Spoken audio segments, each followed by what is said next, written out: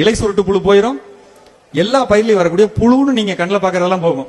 இந்த குருத்து புழுவுக்கு நம்ம ராஜகோபால் ஐயா ஒரு முக்கியமான ஒரு மெத்தட் சொல்லி கொடுத்தாங்க. நான் சொல்றேன், மனசுல ஏத்திக்கங்க, நான் அப்புறமேட்டுக்கு விளக்கமா சொல்றேன்.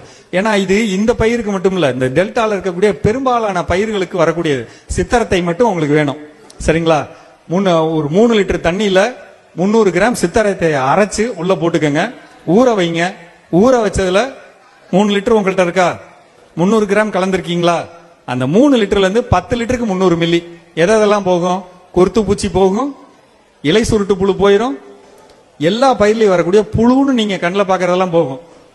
அது கொய்யா, அது பேர் என்ன, மல்லிகை பூ வச்சிருந்தீங்கன்னா அந்த முக்கு புழு எல்லாம் போகும். ட்ரை பண்ணி பாருங்க. அதை வாங்குங்க. ஃபர்ஸ்ட் சித்திரத்தை வாங்கினீங்கனாலே செஞ்சிருவீங்க. போகுமா போகாதான்னு உட்காந்து ஆராய்ச்சி பண்ண வேணாம். எம்புடோ செலவு பண்றோம், ஒரு 150 ரூபா செலவு பண்ணதுக்கு யோசிக்காதீங்க, வாங்குங்க.